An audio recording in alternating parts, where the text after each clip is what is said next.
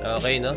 Habang ako po ay nandito, no? Panoorin natin siguro to, no? Habang tayo po ay 18,000 viewers. Shoutout sa 18,000 viewers, no? Let's go, no? Okay, panoorin na siguro natin to, no? Welcome po sa ating live sa mga nanonood dyan, no? Okay, bago-bago po yung natin, yung actually, nag-live lang ako ilang minutes lang. Parang 3 minutes ago lang yata, no? So, bagong-bago pa lang talaga, as in, fresh na fresh pa. Okay, I think panoorin ka to, no? So, gagawin ko naman siya ng video, like ipo-post ko ulit siya para makita niyo na replay, no? So, let's go aking mga solid subscribers, no?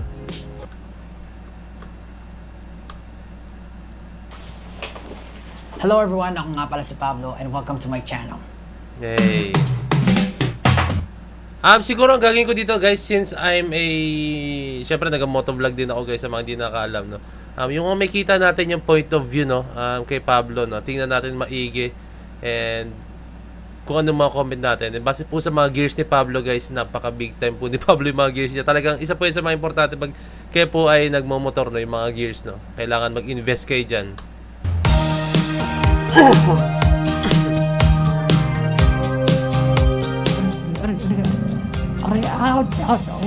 And then yung motor na gamit ni Pablo, guys, is hindi ko lang masabi kung ano motor, pero ang type po ng motor niya is cruiser bike, no? Yung parang ganyan. Ano yung mga Harley Davidson, okay? Tuloy tayo. HJC yung helmet niya, guys. Isa yan sa mga top brands sa helmet. Na quality po talaga. Grabe, ganda dito. Nakaka-enjoy yung gantong vibe, no? So ngayong araw na to, I will be hitting the road with... Parang, nakaka-chat ba kayo, guys? Or hindi kayo nakaka-chat? Chat nga kayo, yung mga nanonood dyan, chat kayo. Baka may problema sa chatbox ko, no? Wala naman siguro, no? Okay, tuloy. the message that's close to my heart, and that is, start now.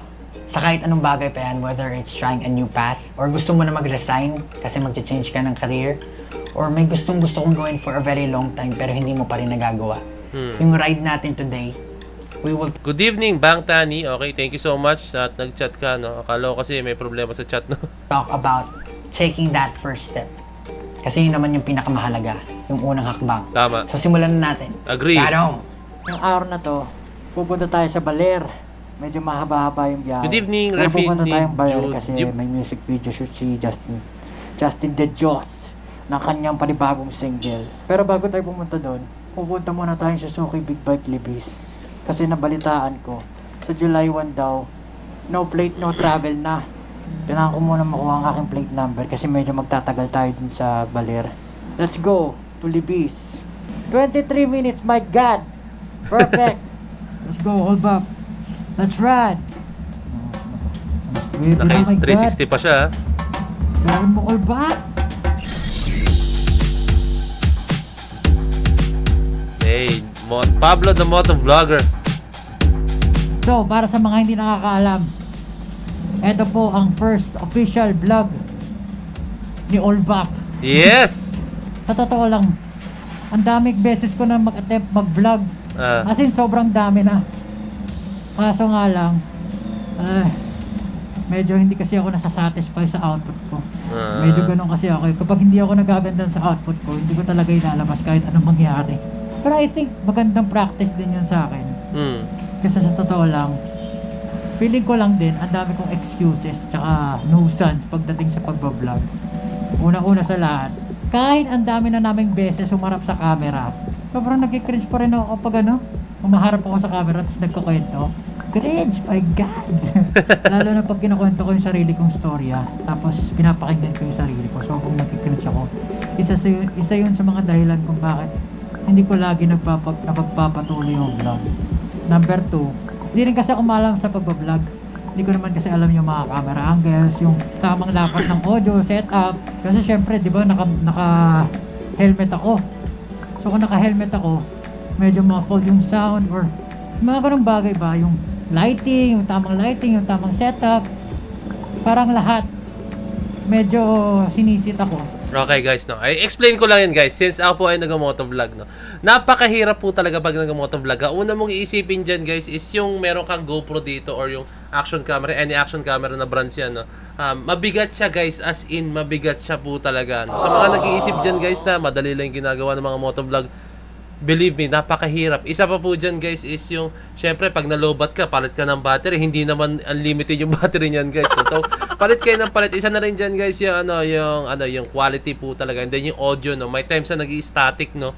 Since naka-mic ka, no? Isa rin po yun sa mahirap. At saka isa sa mahirap din po guys, habang nagmumotor ka is nagsasalita ka, no? Syempre at the same time, may hirapan ka po talagang mag-focus sa pagmumotor mo pag nagsasalita ka, no? Pero pag syempre, pag sobrang game mo na siya, parang kusa na lang siya, no? And etong kay Pablo guys, na papansin ko sa kanya, talagang ano siya, naiilang siya, no? Pero syempre, ano naman siya, sanay na siya sa humarap sa camera. Pero tandaan nyo, kahit ako guys, sanay na ako humarap sa camera, magsalita sa harap nyo, no? Pero pag nag-motovlog ako guys, naiilang ako sobra, no? Isa na ron guys, is yung pag nagmumotor ka and habang nagsasalita ka is yun, syempre, parang ang awkward sa feeling. Hindi mo malaman kung ano yung awkward na feeling nila. I think is yung awkward na feeling dun guys is yung may camera ka sa harap mo, yung mga tao magtitinginan, parang mga ganung moment guys, di ba? Parang awkward sa feeling, pero masasanay ka na lang din po talaga, no? And isa pa diyang struggle, syempre gusto mong maganda yung makapture ng camera mo, no? Di ba? Okay, naiintindihan ko si Pablo talaga as in, no? Mahirap mag-motovlog po talaga. Ana Rebecca Munoz, shoutout sa'yo, no? Shoutout. Okay, tulinan to? Syempre, dahil doon, hindi ako nakakapaglawas ng vlog kasi nga hindi ako nasa-satisfy. Pinakalas na dahilan kung bakit siguro hindi ako makapag-vlog na maayos kasi kino-compare ko yung sarili ko sa iba. Sobrang hilig ko manood ng ng mga motovlog, kahit anong vlog actually. Sobrang tagal ko na gusto mag-vlog ever since. Isa rin yan guys sa struggles, no? Pag nanood ka, pag kinompare mo ang sarili mo sa iba, no? Like, ba't hindi ganito yung output nun sa akin, no? May pag ganun. Actually guys, ganun din ako. Sobrang na-insecure ako, no? Pero ngayon guys, wala na akong pakialam kung anong i-release ko, yun na lang, no? Ayoko na i-compare. Dapat mahigitan ko siya. Hindi Ito si style ng pag-vlog ni Point of Beds, kaya, wala na akong pakialam. Dati na-insecure talaga ako. Ba't hindi ko magawa yung gantong editing niya? Ba't hindi ko magawa yung gantong setup niya? Dapat ma-achieve ko to, mas mahigitan ko yun. Kasi the more na i-achieve mo yun, is talagang ma-pressure ka, madadown ka, may tendency pang hindi mo itutuloy yung pag-vlog mo or yung ginagawa mo. And just like Pablo, no? Ganyan nangyari sa kanya. And nakikita ko sa kwarto niya guys, sa kwarto ng vlog niya. Ibang-iba siya sa mga motovlogger na nakita ko. Yung kanya medyo cinematic yung shot. Tapos, yung nakikita ko guys, cinematic yung shot po nung kay Pablo, no? Unlike sa ibang motovlogger na nakikita ko, no? Hello, Zanet Ferrer, no? Shoutout po. Good evening. Ang dami kong excuses, ang dami kong reklamo.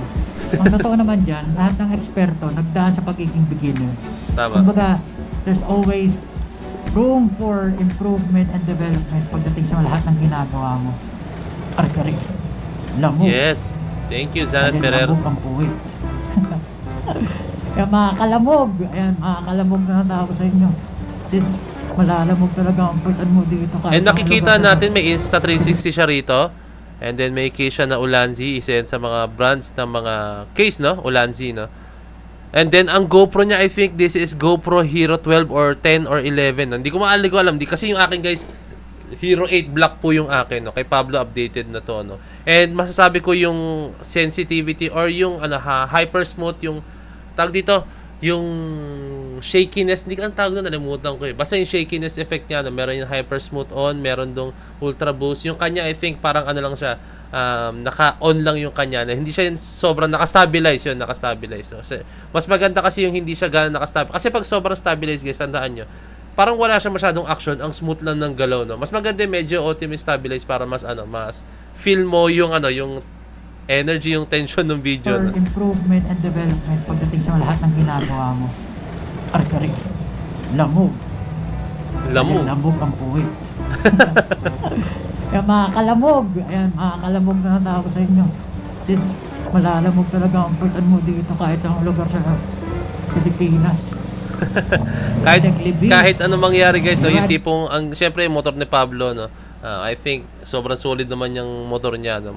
I think sobrang ganda ng suspension niya, ng shock niya, no? Pero sa sobrang lubak, no? Ewan ko saan lugar, I think sa EDSA po yata yung kanina, no? Parang effect na dahil sa sobrang lalim ng mga lubak. Hey! Butata!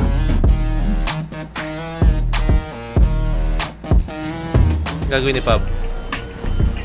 Sige, mamaya na ulit tayo mag-usap. Sa wakas. Isa pa to guys ha. Struggle to ha. Sorry guys, ako post ko. Ina-explain ko lang. No? Gusto ko lang magkaroon ng other side nitong vlog ni Pablo. I'm very sure guys may mga reaction video na i-explain like yung point of view. Pero ako guys, since nag-motovlog din ako, i-share ko rin din yung point of view ko. No?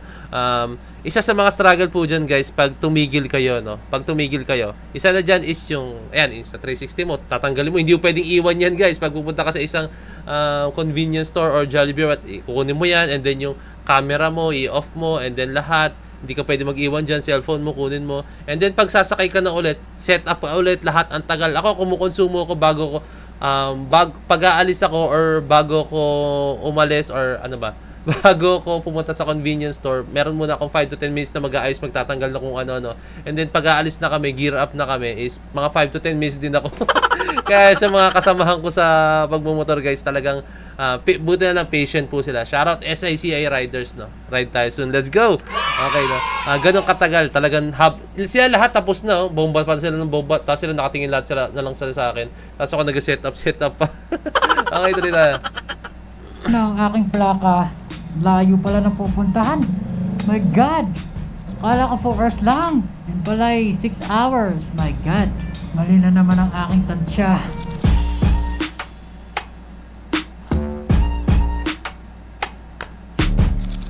Sarap-sarap magmotor eh. Right. Ay, grabe. Ang traffic man.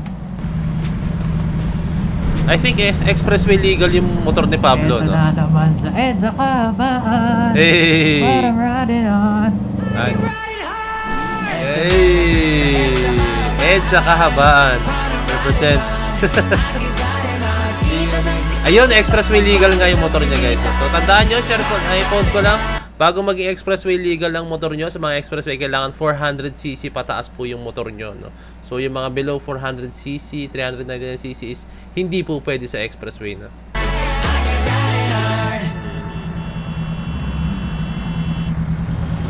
So yun no, nandito tayo sa first stopover. Pahinga lang saglit. Grabe ang init. Sa totoo lang, sobrang hesitant pa rin ako gawin to. Kasi habang bumabiyahe ako, iniisip ko kung ano kalalabasan ng mga bagay-bagay. Tsaka kanina habang nagbibiyahe ako, sobrang na-awkward ako habang nagsasalita.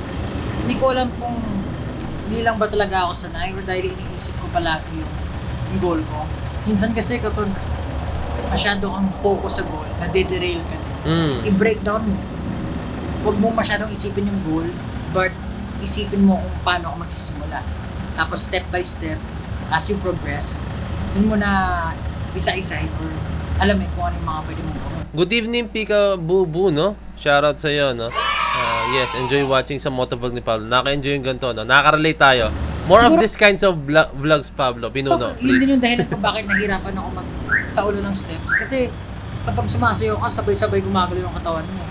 Para ako, parang aalamin ko muna yung step sa paa, tapos aalamin ko sa kamay. Ganun ako nag-aaral. Mahirap talaga matanggal yung fear ng unknown. Tsaka yung pag napaparalyze ka sa over-analysis na pwede mangyari. Pag-overthink. Pero yun nga eh. Doon mo naman laman eh. Kung nakaka-experience din kayo ng paralysis pagdating sa gusto nyo gawin sa mga bagay-bagay. Huwag nyo na masyadong isipin. Just go for it para wala kayong pagsisiyan. And figure out things as you go along the way. So, ito yung kwento ko anong nagtatrabaho pa ako sa CBR as a data analyst. Data analyst na bro. Tumagal din ako doon ng mahigit 1 taon. Tapos everyday, since routine yung ginagawa ko, parang analyzing data about ulit, may bibigay data sa akin, tapos i-check ko siya isa-isa. Parang naging sobrang paulit-ulit lang siya. Tapos, napatanong ako sa sarili ko, ito ba talaga yung gusto kong gawin? Parang ito ba talaga yung pinapangarap ko? Kasi alam ko sa sarili ko na hindi ito talaga yung gusto ko. Life is really hard here in the Philippines. For everyone naman, sobrang hirap ng buhay. Parang ang hirap habulin yung pangarap mo versus pagiging practical. And alam ko naman na yung pangarap ko na mag-perform sa stage. Sobrang suntok sa buwan siya eh. Pero kasi ang mangyayari kapag hindi mo ginawa yung gusto mo, hindi mo sinubukan abutin yung mga pinapangarap mo, parang i-hunt ka nun for the rest of your life. Tama. Kasi, post ko lang yun, no? Kasi, actually, yun din yung ano ko, guys, no? Yung parang isa sa mga, ibang tawag doon, sa aking mga, hindi ko alam ang tamang term. Hindi, parang pinaka nagtitrigger sa akin or pinaka motivation ko, no? Syempre, pag halimbawa hindi na kaya ng aking mga tuhod, hindi na po kaya ng aking mga balikat or aking mga braso, or syempre hindi na ganun kaliksi yung katawan ko, no? Hindi na ako makakasayaw nun, like mga nasa 50s na ako or 60s, no? Tapos sabi ko sa sarili ko, sana pala ginawa ko to, sana pala ginawa ko to. Kumbaga andun yung pagsisisi, no? So hanggat kaya ko pa, guys, sumasayaw talaga ako, hanggat kaya ko pa nagmumotor ako, hanggat kaya ko pa nag-vlog ako, ginagawa ko yung mga kayang gawin. Kasi pag dumating na yung time na yun, guys, is mas gusto ko yung feeling na buti lang nagawa ko tong mga bagay na to, no? Actually yun yung isa yun sa mga motivation ko, no? Ayan. Okay? Tuloy tayo. Tama si Pablo doon. Parang unfinished business. Doon ka magkakaroon ng realization na shoutout Doris Sendol. Okay? Shoutout Josie J, no? Shoutout sa'yo. Hindi ka masaya sa life. Hello? Dumating na sa point na parang araw-araw ako papasok. Tapos dumating sa point na parang meron ng rage inside me na gusto kong suntukin yung monitor, gusto kong ihampas yung keyboard. Kasi hindi yun yung gusto kong gawin. Hindi yun yung tinatanong ko sa sarili ko, bakit ba ako nandito? Hindi naman ito yung gusto kong gawin. So, for a time, pinagsabay ko talaga yun. So, nag-audition ako sa show. Mahirap yun, sa Korean company. Natanggap naman ako. So, pumapasok ko ng madaling araw para lang makapag... Teresita Duke, hello from Sweden. Hey, shoutout po. Gusto po kayo sa Sweden. Ingat palagi. Out ako ng mga 1 p.m. 1:30. Tapos, pumunta na ako sa training. Kasi malapit lang yung training natin sa Makati. Everyday, ganun yung ginagawa ko. Papasok ko ng madaling araw, tapos yung trabaho. Sobrang nakaka-train siya. Para na akong zombie. Kasi parang hindi ko maramdaman yung libo ko, parang ang tamlay-tamlay ko. Pagdating sa training, though ginagawa ko ng best ko, pero parang hirap na hirap ako magsaulo ng steps. Parang nagpaalam talaga ako sa parents ko. Pwede ba akong pwede ko bang subukan ko? Pwede ko bang bigay yung all ko? Bigay yung lahat. Kasi kung hindi ko siya subukan, i-regret ko siya for the rest of my life. Ayun, nag-resign ako. Talagang sinubukan ko siya for 3 years, more than 3 years nag-training kami. Walang nangyayari, as in wala talaga nangyayari. Meron ng pagsisisi. Sobrang na-depress ako kasi parang nasayang yung 3 taon ko. Ako na wala akong nakikita. Plus, nung nagtatrabaho ako, kumuha pa ako ng hulugan na bahay for the family. So parang sabi ko, maling-mali yung decision ko, maling yung ginawa ko. Sisi ako, parang I failed my family, parang ganun na-feel ko. Pero mabuti talaga si Lord. Mabuti si God. Talagang yung hardship namin nag-pay off na SB9. And hanggang ngayon, mahal na mahal kami ng mga tao. Mahal na mahal kami ng lahat sa susunod sa amin. Shoutout Jacinta Corpus, no? Yes, iyan ang pinuno Pablo natin. Shoutout po sa iyo, no? Tama. Actually, na-gets ko yung part ni Pablo, no? Siyempre, pag empleyado ka, parang ano kasi siya, like may pinabayaran ka, no? Parang ano siya, parang sandalan mo siya. Siyempre, yung pag empleyado ka, normal na empleyado ka is, ano ka, weekly or, hindi, every week or every month, meron kang, siyempre, may sahod, yung iba, kinsenas, katapusan din, siyempre, usually, di ba? Parang ano mo lang siya, parang oxygen mo siya, no? Hindi siya into the point na talaga ikakasaya mo siya, no? Parang ayun lang yung pang, paano ko ba sabihin? Parang ayun yung pinaka, way mo na para malagpasan yung mga part na, like, bayarin na ganyan, no? Pero, hindi mo siya totally na-enjoy, no? Kumbaga parang it's part of living na lang po talaga, no? Pero iba pa rin pag yung nagagawa mo yung passion mo at the same time, yun din yung ano mo, no? Yung parang nagiging source of income mo, no? Masarap yung ganung feeling, no? And I hope na lahat tayo is ma-experience din yun, no? And, pero hindi ko sinasabi lahat, ha? Meron din po talagang iba na nag-enjoy din po talaga as in sa empleyado, pero meron ding iba talaga na hindi nag-enjoy, no? As a regular employee, di ba, no? So it's either of both naman yan. Nakapasalamat ko sa Lord kasi syempre unang-una sa lahat ng blessings galing sa akin. Second, nakapasalamat ko kasi parang hindi nag-give up sa akin mga tao sa mundo. Hindi rin ako nag-give up kasi hindi mo naman talaga malalaman kapag hindi mo sinubukan. For me, everyone's bound to succeed, siguro sa timing magkakatalo. Timing kung kailan makakapit yung goal. Pinakamahalaga lang talaga, sumubok ka. Gawin mo yung best mo. At pag sinubukan mo na siya, gawin mo yung best mo, ibigay mo yung lahat. Nang sa ganun, wala kang regrets, wala kang pagsisisihan, wala kang unfinished business. Okay, gear up na si Pablo.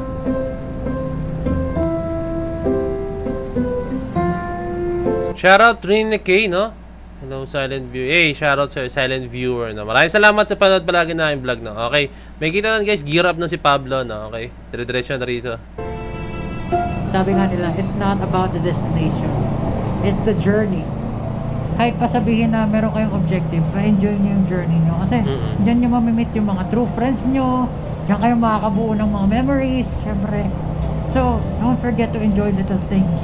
Kapag masyado tayong nakafocus sa objective o sa goal natin, nakakalimutan natin yung mga taong tumulong sa atin. Tama. Parang feeling natin, tayo lang yung dahilan. And nakikita nyo guys sa video, excuse me, may kita nyo naka half finger si Pablo, no? Hindi siya yung full na naka-close talaga ng ganyan sa daliri niya, no? Ako guys, ganyan din ako, no? Isa sa reason po guys kaya naka-ganyan ako is pag naka-ano ka, yung close talaga, yung gloves mo, no? Yung taklob na taklob talaga, hindi ka ang hirap pumindot sa cellphone, ang hirap kumuha ng battery sa GoPro, ang hirap i-set up, pindutin nung Insta360, yung GoPro mo, lahat, di ba? Kaya mas pinili ko mag half finger, no? Kahit pareho kami ni Pablo, no? Kaya mas pinili ko rin yung ganyan, no? Kasi naka full ka talaga, na gloves talaga na hanggang dito sa dulo ng daliri niyo yung no? Yung cover, no? Pero kahit ano naman yan, no? At least ang malaga dyan is naka-gloves ka, no? Para in case of something, wag naman po sana, knock on wood guys, no? Wag naman sana, no? Is meron kang panangga, like pwede mo siya iganyan, no? Di ba? Kung bakit natin naabot yung mga bagay-bagay. When in fact, we wouldn't be able to make it without the friends, without the people supporting us. Naka-intercom pa si Pablo. Ang pinakamahalaga yung treasures na matatagpuan mo along the way. Wait! Sakit sa puwet. Wait! Sakit sa puwet. Okay, explain ko rin yung part na yan, no? Kami mga riders guys, no? Umihinto kami from time to time. It's either every 2 hours, every 3 hours, or every 4 hours. Kasi masakit talaga sa puwet guys, no? Okay. As in, sobrang sakit po talaga sa puwet pa. Kahit gaano pa kalambot yung upuan mo, kahit gaano pa kaano yan, mangangalay at mangangalay ka rin po dyan guys. Kung mapansin nyo bang riders guys, so, tumatayo sa upuan, no? Hindi po yun pagmamayabang. Ibig sabihin lang nun guys is parang dalawa yun. Is either ina-enjoy nila or pwedeng mostly ang reason yan guys is sumasakit na po talaga yung puwet nila, no? Yung pinaka-reason nun guys. Baka sabihin nyo ang yayabang ng mga rider tumatayo sa upuan, no? Sumasakit po yung puwet niyan guys, 100%. Yun po yung pinaka-dahilan po niyan guys, no? So ayan, pahinga, I think 5 to 10 minutes pahinga yan si Pablo, and then gear up ulit yan. Pero binumbahan ko naman to eh. Binumbahan ko to bago umalis, awit naman. Bakit? Malambot gulong? Tigas naman. Ba't ko lang? Awit, sakot sa puwet. Ba't kaya? Baka malambot ko lang. Doris Endol, pero binumbahan ko shoutout. naman to eh. Binumbahan ko to bago umalis, awit naman. Tigas naman. Sagad na yung preload eh. I think yung harap, baka yung harap. Sagad na to eh. Nangyari, tumigas. Baka tumigas nga lang talaga yung shocks nito. Kasi kaya naging matagtag. Yan, kung kayo magdadrive kayo, check nyo lagi, lalo na pag long drive, low bagets, yung battery, yung lights, yung oil, yung water, yung brakes, yung air. Ano ba? Okay to okay din to hindi ko alam itong blow bagets, no? Another knowledge from Pablo, no? Tama yan, i-check mo lagi yung battery. Kaya syempre pag namatayan ka ng battery during sa biyahe nyo is mahirap po talaga guys. Although na meron siya yung yung jump start, no? Maganda rin magdala kayo yan. Yung lights syempre mamaya pag gabi maging mapunding ilaw nyo. Yung oil, yung gear oil, I think sinasabi niya dyan sa gear oil, lahat po yan, no? Baka kasi tumatagas po yun, no? Kasama yan sa mechanism po ng motor or kung saan man, no? Water, syempre, hindi ko alam kung isipin niya sa water is either water ba, tubig, like for hydrate tayo palagi, or hindi ko alam kung anong isipin niya sa water, no? Baka yung, kasi hindi naman sa coolant yan eh. Hindi ko alam. Or brakes, syempre brakes, kailangan din yan. Syempre, in case of emergency, kailangan din yan guys. Brakes, kahit anong mangyari, hindi pwedeng mawala ang brakes sa kahit anong umaandar na kotse or motor, no? Okay. Yung air, hangin. I think, hangin yan ang gulong, no? Gas, syempre, gas, kailangan, okay. Engine, ang engine natin, kailangan i-check mo palagi. Mamaya biglang, ano na yan eh, may problema na, may tama na yung engine mo, mahirap yan. Tire, okay. Okay, tama. Yung gulong, okay. Yung self, kailangan ready kang magmotor, no? Ready ang sarili mong mag-long ride na. Okay. Shoutout po, Genesee DC, no? Shoutout po, no? From Hong Kong. Ingat po palagi dyan sa Hong Kong, no? Yung bagets, yung gas, syempre gas. Yung engine, tires, gano'n. Lastly, yung self nyo. Dapat responsible riders din kayo. Kasi, syempre, lahat tayo nag-share sa kalsada, so dapat lahat tayo maingat. Dapat knowledgeable kayo sa kalsada, guys. Mahaba pa ang ating gabiyahin. Pero, for those who would like to also do motovlogging, bago kayo mag-ride, i-check na maigi yung sarili nyo. Ako personally, katulad ng sinabi ko, kahit kanina, kahit malayo o malapit, nag-helmet ako. Sarap ng Yan ang magandang sinabi talaga ni Pablo, no? Kasi iba guys, yung iba guys, no? Porket sinabing dyan lang naman eh, di ba? Dyan lang daw sila pupunta, ilang meters lang, di ba? Nag-helmet kayo guys, kasi tandaan nyo ang aksidente, ang disgrasya, andyan lang yan guys, kahit anong mangyari, andyan lang yan, no? And at the same time, di ba? Alam nyo yun, pinakamahalaga sa atin is yung, syempre yung ulo natin, mas na humampas yan kung saan naman guys, is wag naman sana knock on wood, no? Maaring ma-paralyze tayo, wag naman sana. Mga ganun naman, mga ganun pwede mangyari. Kaya kahit anong mangyari, suot kayo ng helmet. Yeah, buti na lang di umulan. Nakakabahan ako kanina, baka umulan eh. Nakulimlim nga yung ni Pablo. Kamusta na kaya si na Justin? Maganda na naman kalalabasan yan kasi magagaling yung kasama ni Justin. Perfect! Lumagpas sa atas Pablo. Di ba pala? Kayo, kung may mga storya kayo, kung ano, comment nyo. Parang Honda Rebel yung motor ni Pablo, no? Mga Correct me if I'm wrong. Storya, kakaibang storya sa journey nyo. Kakaibang stories. Hey. Rough road. Nagtanggal na si Pablo ng ng gears, nakabukas na. Siguro nainitan na talaga siya. Mainit kasi yan guys yung gears, as in mainit siya na. Pero syempre for safety reason, na. Oh, meron pang drone si Pablo. Wow. Wow. Isa yan sa wala ako. Isa sa mga ini-invest ko po. Gustong i-invest guys, no? Sa pag-motovlog, yung drone, no? Ang sarap din kasi pag nag-vlog ka tapos naka-drone ka. So, naka-auto siya guys, no? May setting po kasi sa drone, no? Naka-auto siya. Like, susunod siya kung saan ka pumunta, no? May katrabaho kasi, shoutout po kay Jasper. May drone siya, no? Pero, never pa ako nagka-drone, pero nakita ko na kung paano niya gamitin. Hindi ko lang alam kung paano yung setting para sumunod sa yung drone kahit saan ka magpunta. Pero, meron ganong setting sa drone, no? Hindi mo na siya kailangan kontrolin na sundan ka, no? Kumbaga, iset mo lang, nasundan mo tong object na to or tong tao na to. No? Parang ganon.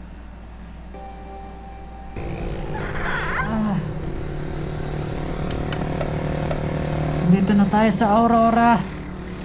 My God. Marie Luis de los Santos, shoutout po sa'yo, no? Eh, shoutout sa'yo. Aurora, no? Layo. Ano na lang. 40 minutes na lang ibibiyahe ko. Galing kami dyan nung nakaraan, no? Ng aking mga SICA riders, no? Galing kami dyan. Sobrang layo talaga niya na no? Ang pagkakaiba lang namin ni Pablo is si Pablo is naka-big bike, no? Kami kasi, isa lang naka-big bike sa amin pero subay sa amin, no? Puro service road kami, kaya mas matagal yung biyahe namin. Parang umabot kami ng 7 to 8 hours yata, no? Eh, si Pablo since naka-motor siya, naka-big bike siya, no? Pwede siya pumasok sa expressway. Pahinga lang muna tayo saglit. Speaking of, if meron man kayong gusto gawin sa buhay at napag-decidean nyo na nagawin yun, make sure lang na ready kayo. Ready yung mind nyo. Kasi hindi naman magiging madali yung journey eh. Pangit naman kung hihinto kayo sa kalagitnaan. Correct. Hindi nyo malalaman kung ano mangyayari kung hindi nyo pinagpatuloy. So make sure lang na pag bumiyahe kayo, kapag sinubukan nyo na or nakapag-decide kayo na gawin yung isang bagay, make sure na tatapusin nyo siya hanggang sa dulo. Yun lang, man. Grabe, ganda dito. Laki ng lupain. Ito rin masabi ko guys, isa sa pagkakaiba ni Pablo po sa ibang mga motovlogger, no. Wala rin ako, although na merong motovlogger, pero si Pablo most on more on motivational words, ini-inspire niya mga tao, no. Binibigyan niya ng mga tips sa buhay, tips sa kung anong pwedeng gawin mo sa goals mo, 'di ba, no. So this is something na bago. This is something na hindi ko masyado nakikita sa mga motovlogger, and si Pablo lang po usually ang nakikita. Si Pablo pa lang ang gumawa, mostly nakita kong gumawa ng ganito, no. Sarap mag-backflip. Backflip. Wala ko mag-backflip eh, naka-helmet siya eh. Okay, kita nyo guys ulit dyan, no? Ayan, meron, ito. Wait lang. Para makita nyo, no? Hindi ko alam kung may view siya, naka-intercom siya. Wait lang. Yan, ito may kita nyo yung maliit na object dyan sa tenga niya, no? Yan, nandito, no? Intercom yan guys, no? Intercom, it's either pwede kayo mag-play ng music, it's either po pwede kayong may kausap, mag-connect kayo ng mga kasamahan, no? Ginagamit namin yan guys, intercom, no? Pag nag-rides kami, para hindi kami antukin. And then at the same time guys, no? Kunyari, may lubak dito, kung nasa pinakaunahan namin, nasa spearhead namin, usually si Jasper or si Alvin, yan, spearhead namin, ako nasa pinakalikod, no? Sasabihin niya, may lubak dito, okay, lubak, okay, kanan tayo lahat, o kaya kakanan tayo ha, gaganon, parang ganon na mangyayari, no? O kaya minsan mag-uusap-usap, like, wala na akong gas, pagas tayo, nasa gitna or nasa huli, no? Parang way of communication yun, at the same time, way of chikahan yun, no? Parang di kayo antukin, no? Pero ako, most of the time, pag halimbawa gamit ko yung intercom, kunyari, ako lang mag-isa, puntang office, ano ko siya, pwede kayo mag-sound trip dyan, no? Tandaan nyo lang guys, pag mag-sound trip kayo guys, wag nyo masyadong itodo yung music.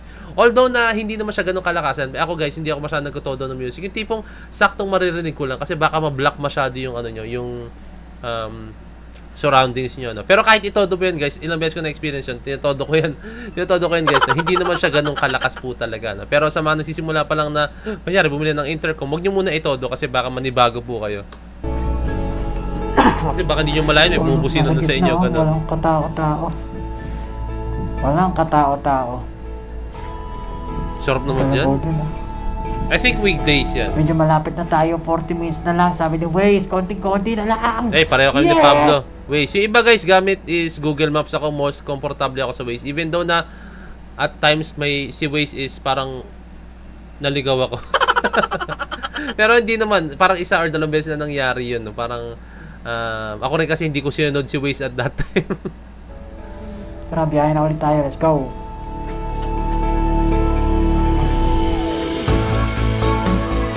Shoutout, Pab.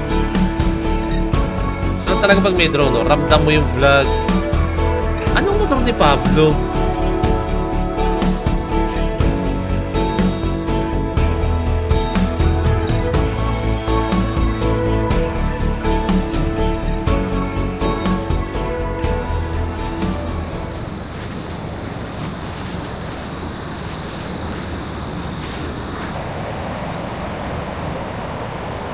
Chat ko kaya si Pablo, no? Sabihin ko, Pab, rides naman tayo minsan kahit ano lang, breakfast ride. Yun, no? Let's go! Pwede yun, no? Sige nga, try natin.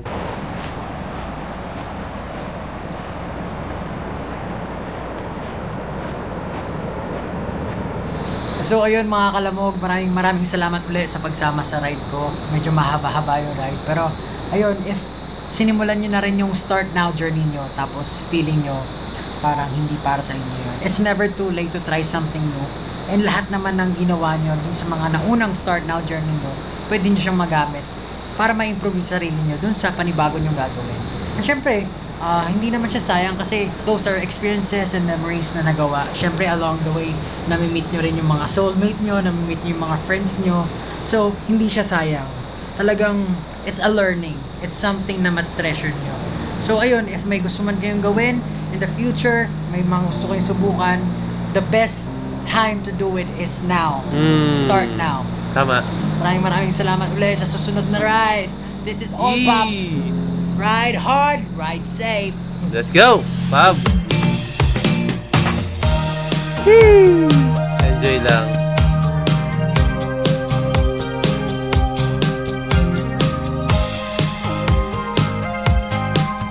Ang ganda ng venue, no?